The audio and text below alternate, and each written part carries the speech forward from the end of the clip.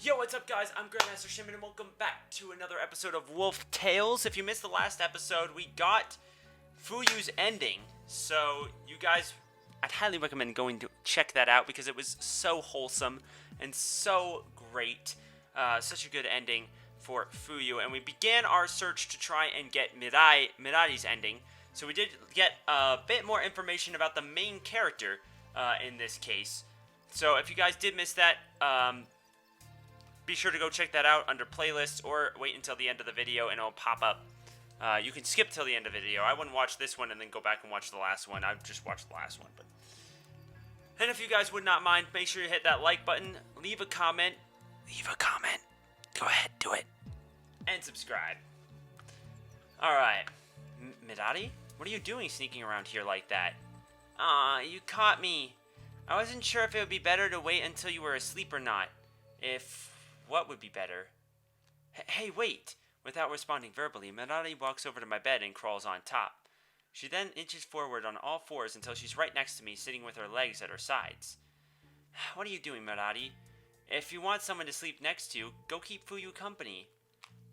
I usually would, but what?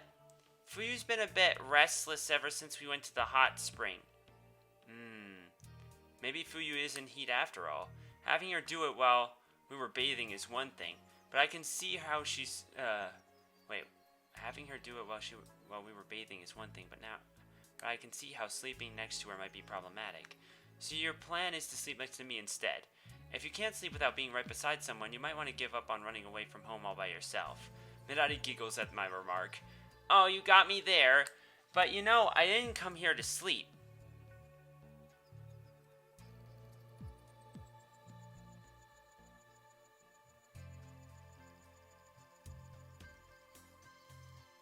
Okay.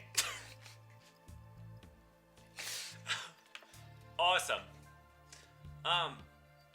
So I guess that makes sense. Like, I mean, considering that, remember when Fuyu was laying down on our lap, she ended up licking our arm, and she like moved her head so that when we were like petting her, so she moved her head to get more pets. So I can imagine when she's in heat, she probably does stuff while she's unconscious, especially if there's a person there. Like, oh look, that's a boob. I like that. Because she's probably a lesbian in heat.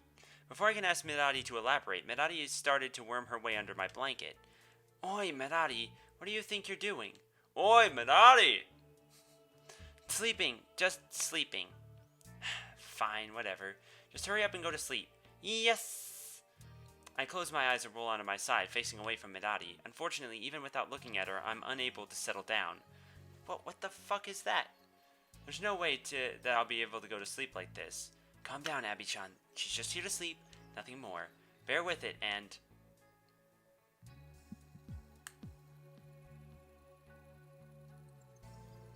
What is up with her face? Why does she look so angry? Okay, so she's drooling also. And there's sweat coming down her thighs, which is intense. I'm more worried about why she looks so in pain. Look at her. Look at her facial expression. She looks like she is not enjoying this. A yelp of surprise escapes from my lips as a pair of long, slender arms wrap themselves around my neck. The next moment, two soft, bulging mounds are pressing against my back, and I can feel Mirari's legs intertwining with mine. Is Mirari trying to warm up? Her and Fuyu sleep pretty close together. Maybe Mirari's... As I try and rationalize Mirari's actions, one of her hands travels down to my waist. I hurriedly grab her wrist in order to prevent her from going any further. Mirari, what are you doing? That place is... The second I turn to face her, Mirari presses her lips against mine. Mirari? Like so, she brings her face closer to mine, as if she's about to kiss me once more. You know, Abby-chan, I noticed how you were acting while watching me and Fuyu earlier. Wait, what? Pardon? My body jerks in surprise as her cold fingers suddenly play at the waistband of my panties. If you like, I can make you feel good too. Okay, so now I'm confused. So if she knows that this is feeling like really good, or if she's like in heat or something, then why would she be totally fine with it otherwise? There's just this weird connection. But okay.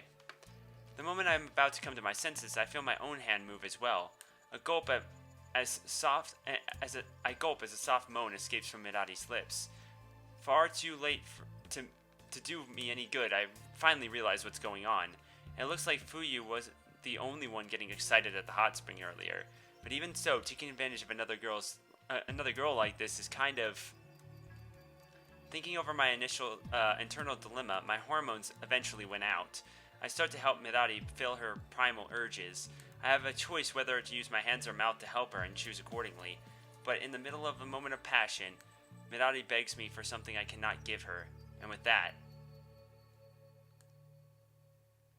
I'm sorry, Mirari. I just can't do this to you. Not like this. I know that you don't really want this. You're just being driven by instinct and acting on impulse. I know I'm just taking advantage of that. Regretfully, Mirari begins to dress herself. She looks dejected as she stares down at herself, but does not protest at all.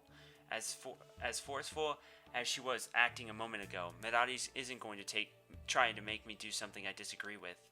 Besides, seeing that Mirari is fully dressed, I turn to face her. This isn't the kind of thing you should do on the spur of the moment with someone you barely know. You have to save this kind of thing for someone you love. Mirari freezes. After a few seconds of silence, she tilts her head up and looks me in the eye. Then, as long as I love the other person, it's okay? If the other person feels the same way about you, then yeah. I see. So you don't share my feelings after all. Huh? Mirari shuffles off the bed and stands up. Then she walks out the doorway and stops just before passing through. I'll just have to keep working hard until you do. That's the attitude. I was worried. Saying so at a volume no greater than a whisper, Mirari leaves my bedroom, closing the door behind her. Even after Mirari's gone, I stare at the door silently for a while, trying to piece together everything that just happened. Whether it was just whatever it was that just transpired, I don't think I'll ever be able to look at Mirari the same way again. I mean, so, okay, she helps pleasure her, but then it seems like Mirari asked for what? Maybe to play with us too? Because, I mean, she's in heat, so it kind of makes sense that she doesn't just want to be pleasured, she also wants to pleasure the other person, right? Maybe that's it? I don't know. I'm not entirely sure, but... Since the night I spent with Mirari, she has undergone an unexpected but not unwelcome change. Her attentiveness has increased several-fold, and so has her attention to detail. She's been working dutifully to earn her keep, but at the same time she appears to be by my side every spare moment she gets. As a result, the cabin seems to be permanently filled with the smell of food, and the entire place is cleaner than it's ever been before. On the other hand, however... Abby-chan, I'm all done cleaning the kitchen. You know what that means. I know. Come here. Yeah! Mirari lets out a brief cry of pleasure as I pat her head. That feels so good, Abby-chan. Your hands are to die for. But I think I'll be able to leave you now. Real sudden... Wait, what? Your hands are to die for? Oh my god. You like that? You like that? No, my hands are way too massive. That's not a good idea, to be honest. Well, they're not massive, but they're bigger than an average woman's, so. Lately, Mirari has been really driving home the fact that she doesn't want to leave my cabin. Strangely, Fuyu hasn't been getting on her case as much about it either. She seems to be torn about whether to reprimand Mirari or to go along with her selfishness. Honestly, I have no idea what I'm supposed to be doing about all this. Abby-chan, have you finished reading? When you're finished reading, would you like to, where we left off the other... She just asked it. Wait. Is Fuyu there? Or is she asking this in private? Oh my god, dude, she is off the wall. She's like, hey, can we fuck? Can we fuck, please? Please.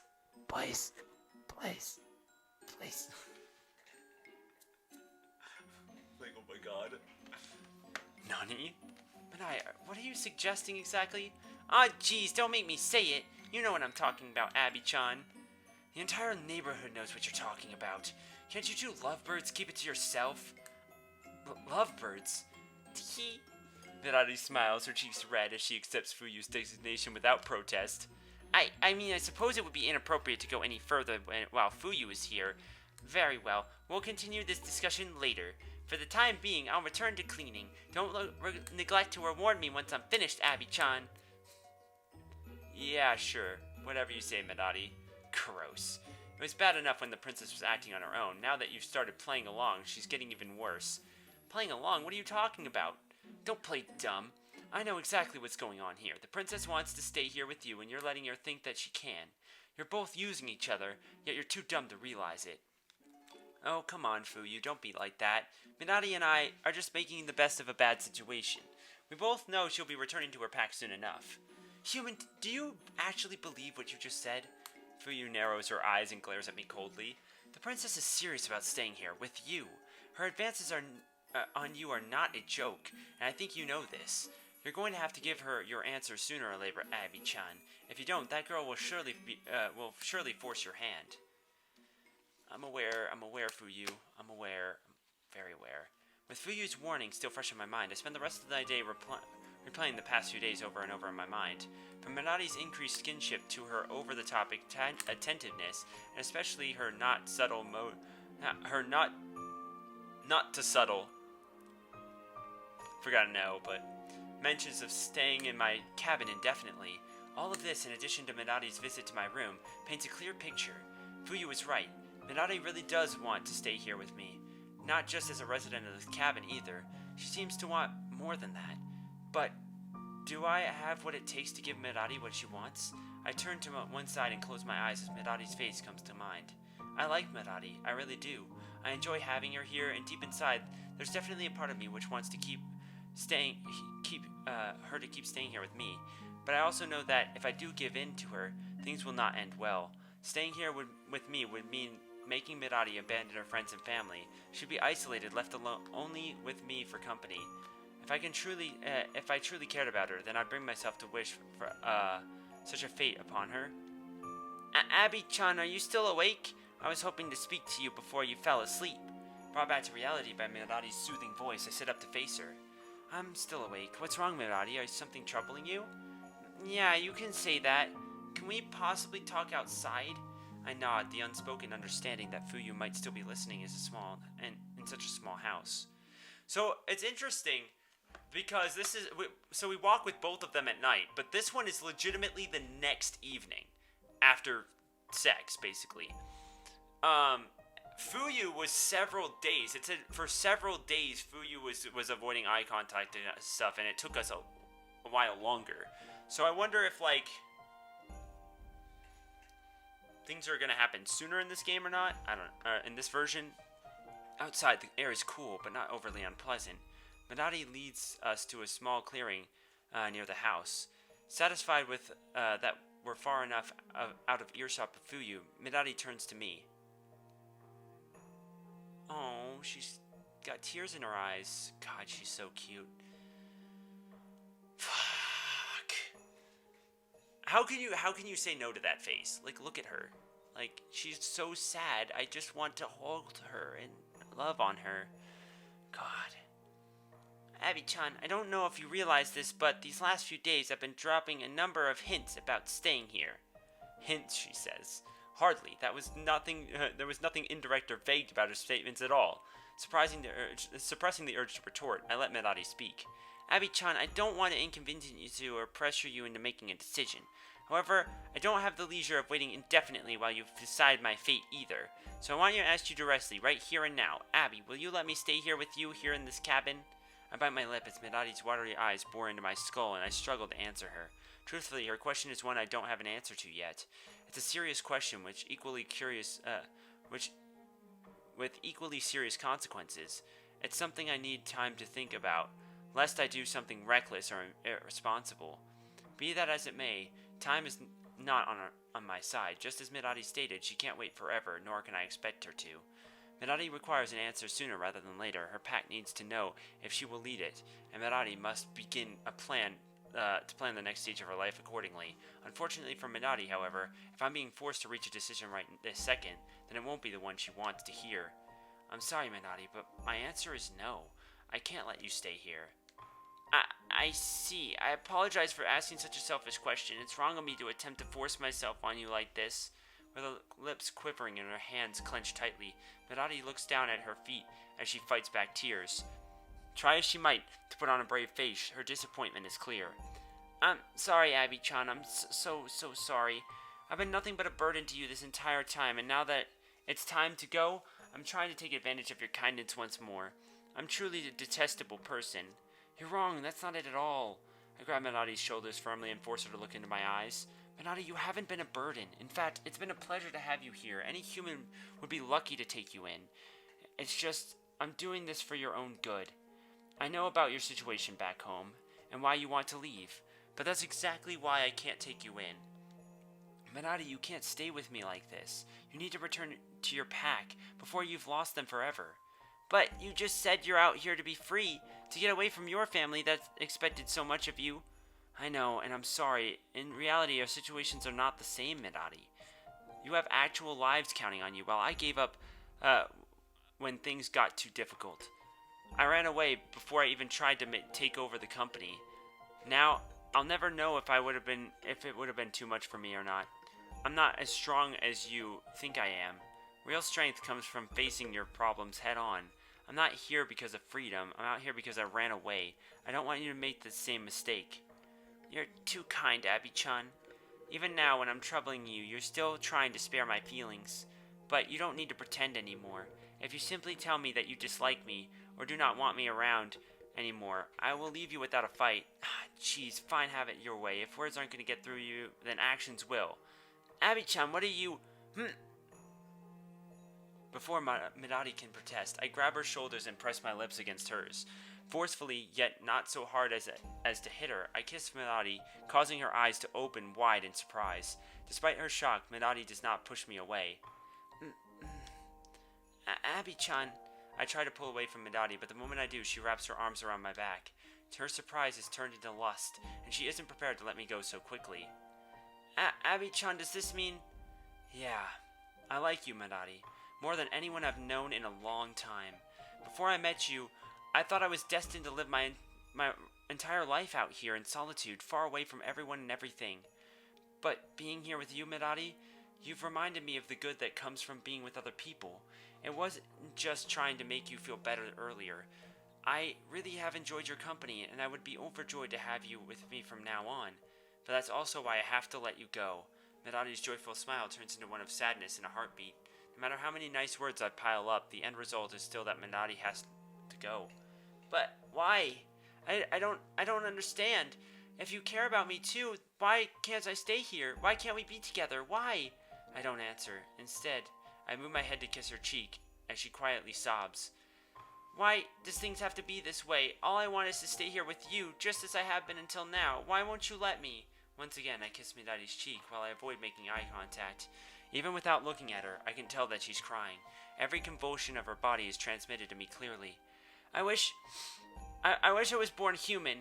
I wish I could be free to choose my own life without worrying about the pack or about doing what's best for everyone.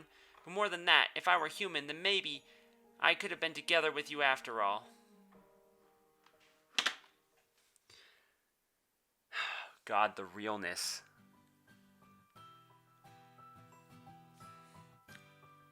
I may not be a wolf person, but to some people I might as well be. As you probably all know from previous Shaymin vlogs and whatnot, and if you don't, I mean, you could check it out. I mean, they might give you a little bit of insight into me as a person, but there are a large number of people out there that basically treat me as some sort of wild animal.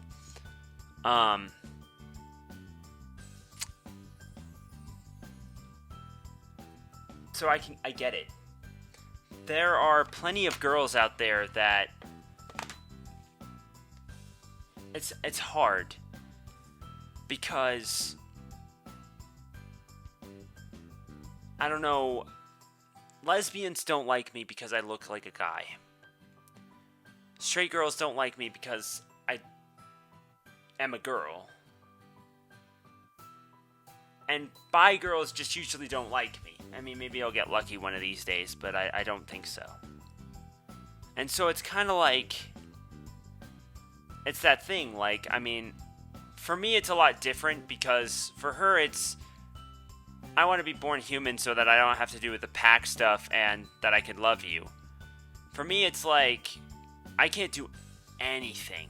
If I was born a girl, like, everything would be perfect. Like, my life would be so much better than it is now. Guaranteed. But I'm not. I wasn't. I may be on hormones for 2.5 years, but that doesn't fix the situation, you know? So I totally understand where she's coming from, and it's so difficult to...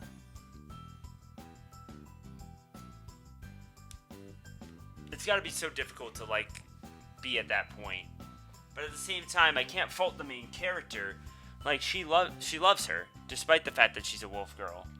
And the only problem there is the whole pack thing.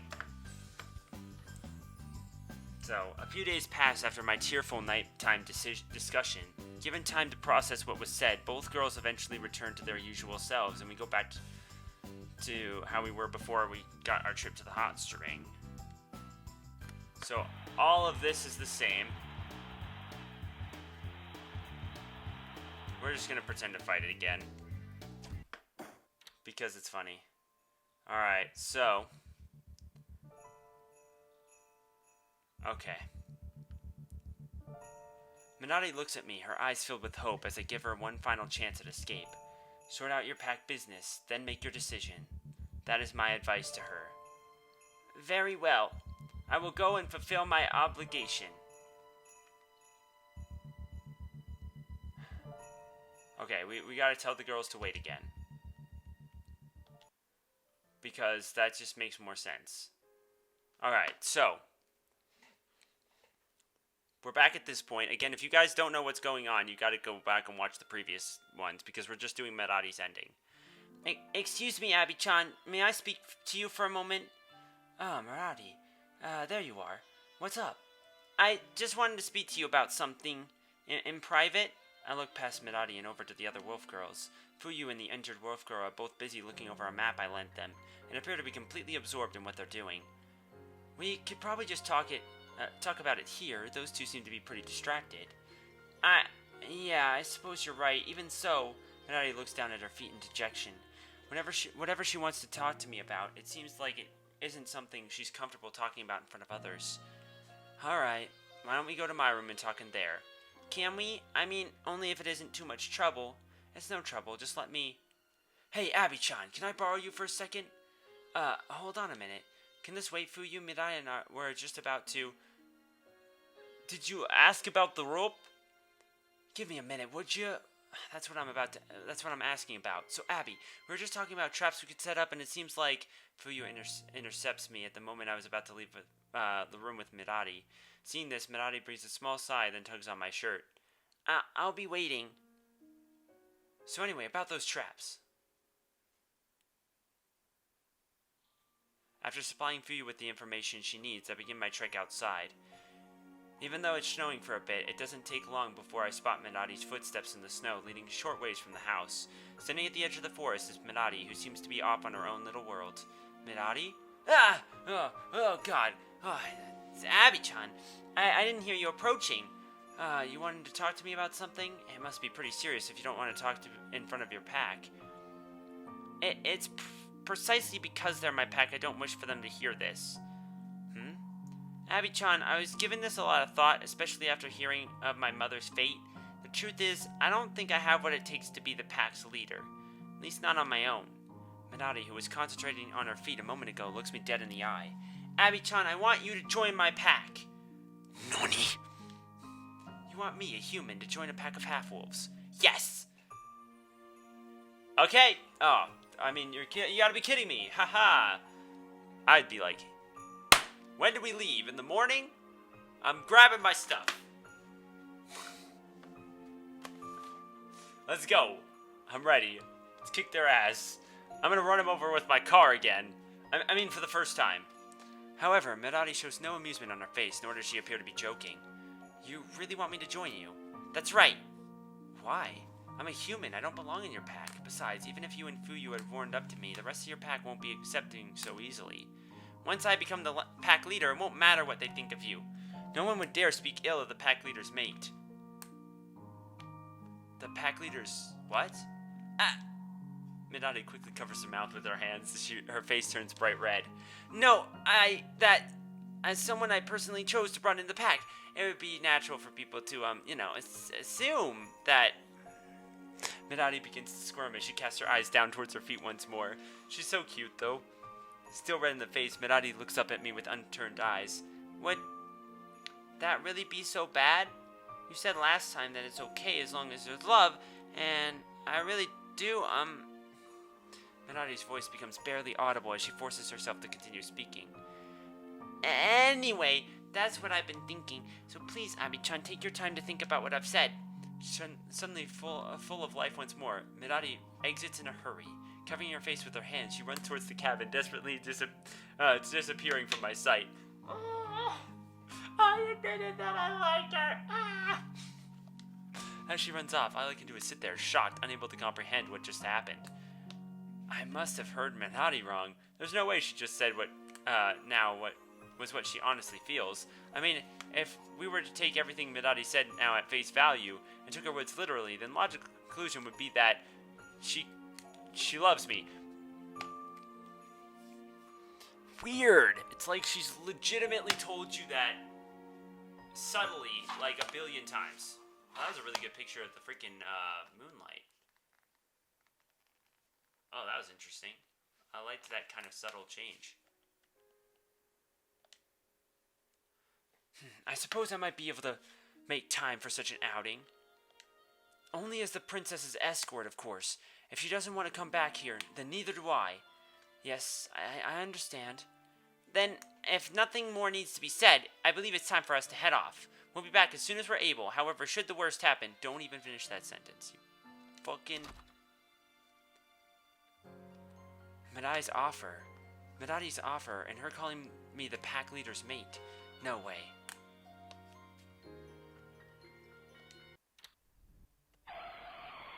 Get the fuck out of the way!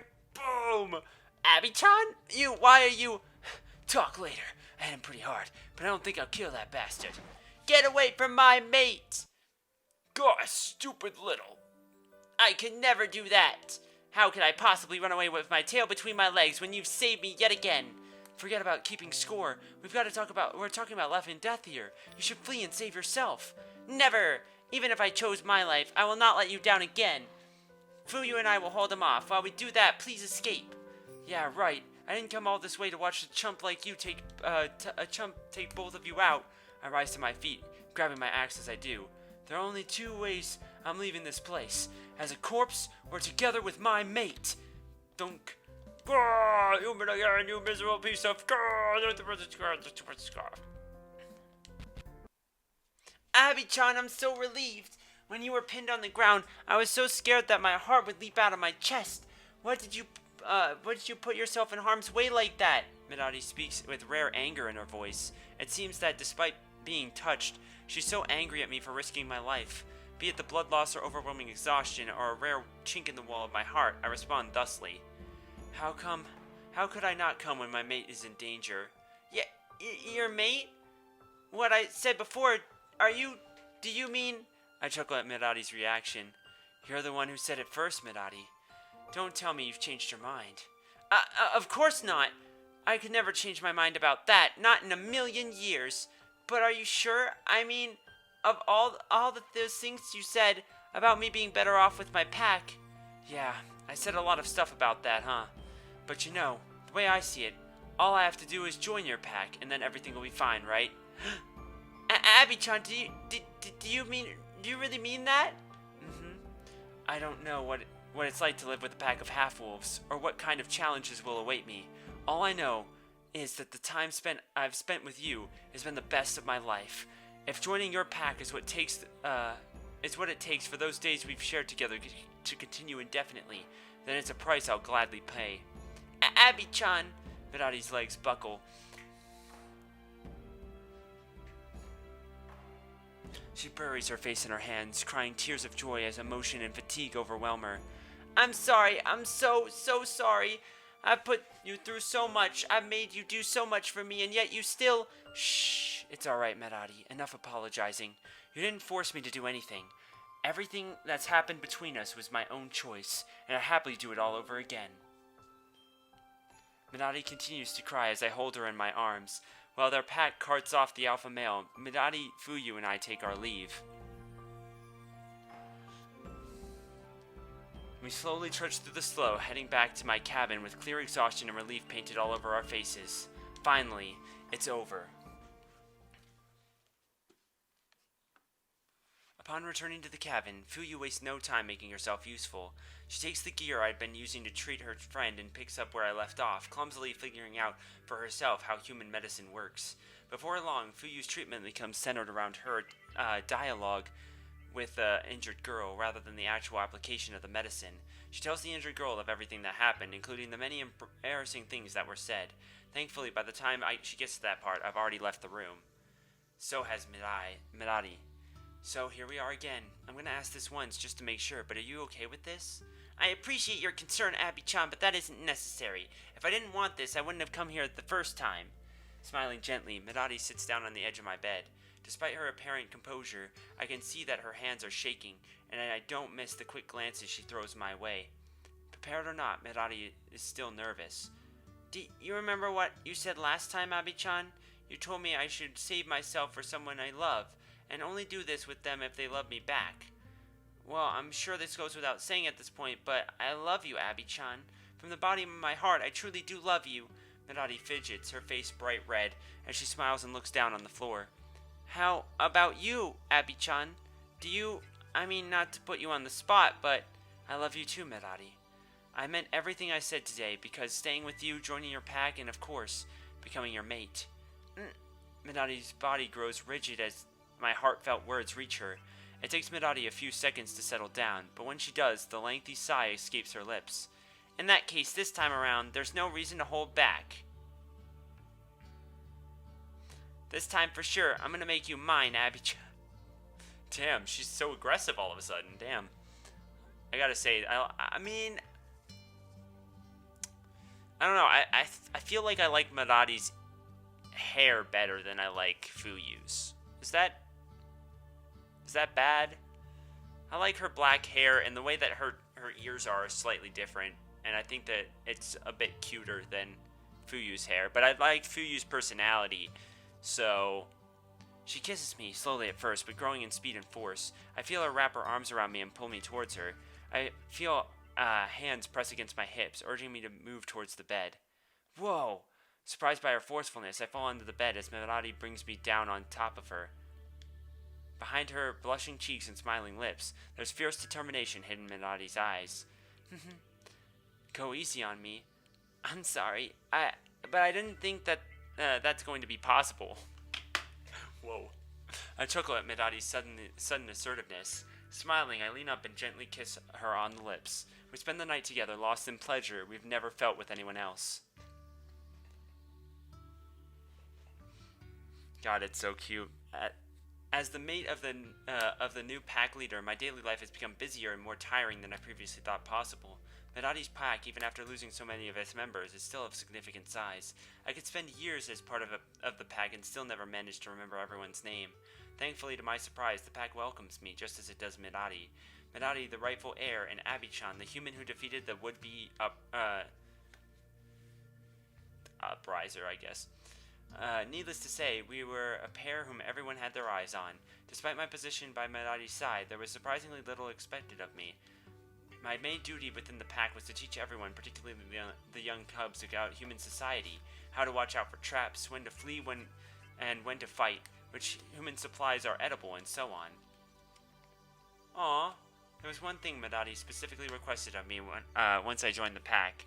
With a beautiful and ornate wooden ring, Medadi adhered to human traditions of the night while getting down on one knee. Yo, she proposed to us? Oh my god, that's so cute. Oh, look at her. Oh my goodness. I've got to say, of all the things I expected to happen to me out here, getting married was not one of them. Heck, I didn't even know half-wolves did that kind of stuff. From what you've told me about human marriages, it seems like there are quite a number of differences between those and the ones we hold. Our weddings ultimately come down to a simple pledge to love one another until the day we both die. Yeah, human weddings are a bit more complicated than that. They're more about spending lots of money, taking tons of photos, and applying for tax breaks.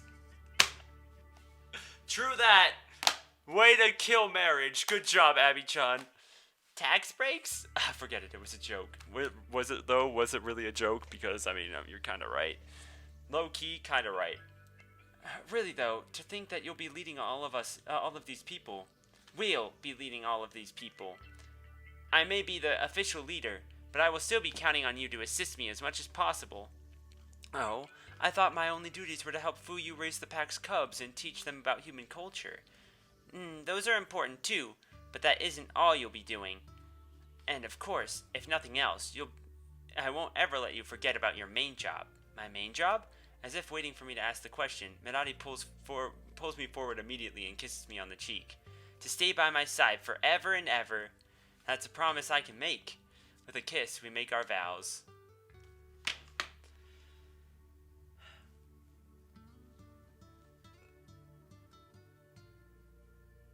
Well, that's it. We've gone through both routes. Thank you guys so much for watching this series. It was a lot of fun to bring it to you guys. Make sure you guys hit that like button down below for me because you already know your support's greatly appreciated. Leave a comment. Let me know your thoughts on the series thus far. Let me know what you guys want to see from the channel. That's always interesting to see, you know, if you guys want to see specific visual novels or something in the future, you guys could always leave that in the comment section down below for me because I read all the comments, as you guys can probably tell. And that's about it. Wolf Tales has been completed. Fuyu is obviously best girl, but obviously she's great too. Medadi is a fantastic character, but she's not Fuyu, unfortunately. But thank you guys so much for watching, and we'll see you in the next series.